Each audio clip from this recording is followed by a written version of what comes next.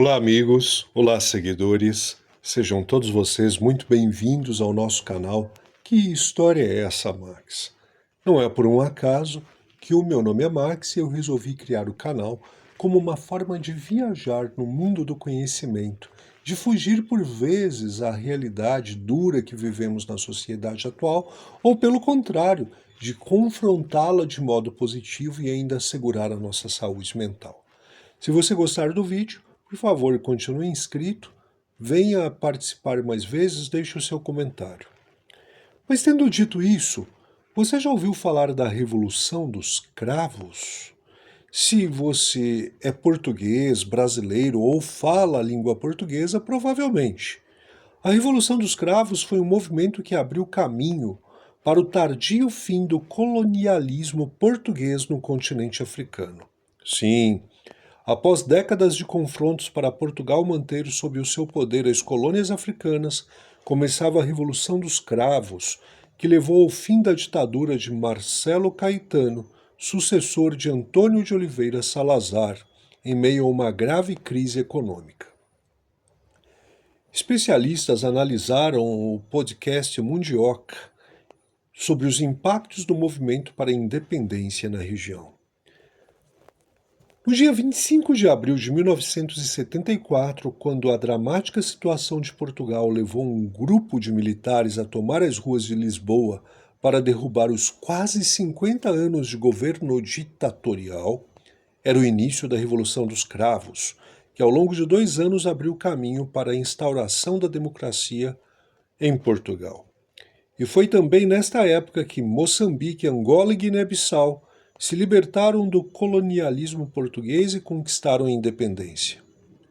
O professor titular do Departamento de História da Universidade de São Paulo, USP, Francisco Carlos Palomanes Martinho, afirmou ao podcast Mundioca, da agência de notícias russa Sputnik no Brasil, que o movimento foi crucial para acelerar o processo nas colônias de África.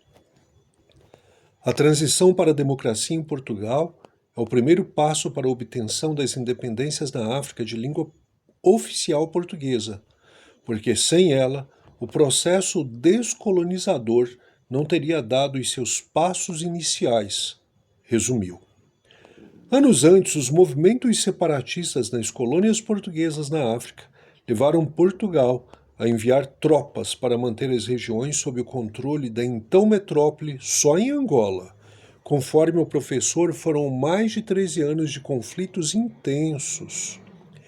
Isso gera um desgaste significativo em uma época em que a pauta das independências e do anticolonialismo era cada vez mais forte.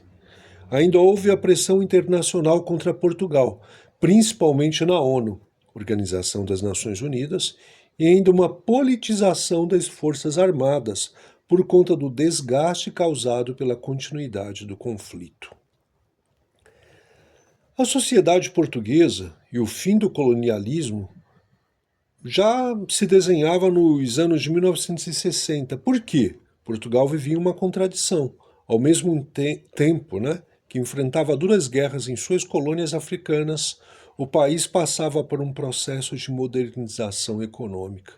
Impulsionado pela entrada na Associação Europeia de Livre Comércio, EFTA, é uma sigla em inglês, isso gerou o surgimento de uma burguesia e de uma classe média mais voltadas para a Europa do que para a África, comenta Martinho. Esse deslocamento de interesses foi crucial para o colapso do discurso colonial. A ditadura portuguesa se sustentava no sistema colonial. Quando ela começa a ruir, rui junto o apoio ao regime, completa o professor.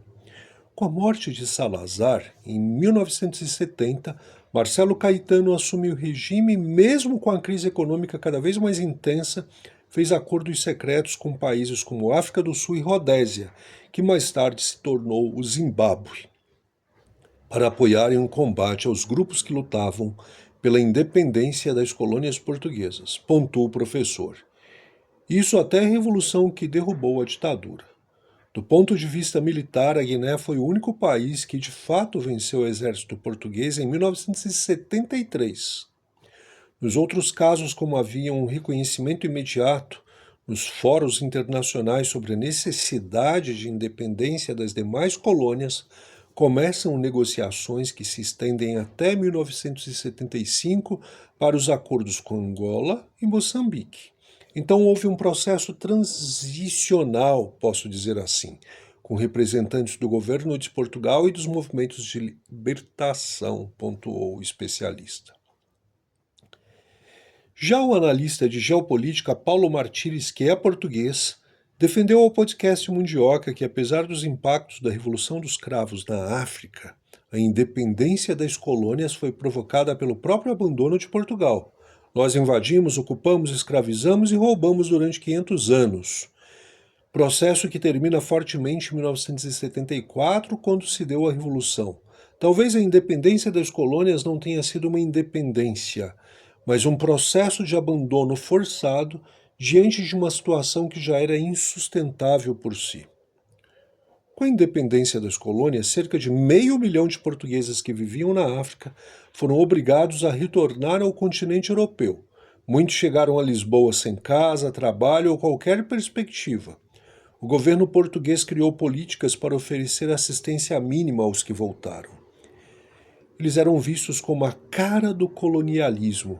Essas pessoas foram estigmatizadas, há fotos impressionantes delas dormindo no chão do aeroporto de Lisboa, sem ter para onde ir, finalizou o professor da USP. Isso é um pouquinho do retrato da síntese da Revolução dos Cravos. Você conhecia essa história? Não? Deixe aqui o seu comentário, salve o post para que você possa assisti-lo posteriormente. Agradecemos a todos que estão nos prestigiando. Continuem sendo bem-vindos, continuem sendo bem-vindas. Até o nosso próximo vídeo encontro no Que História é Essa? Max.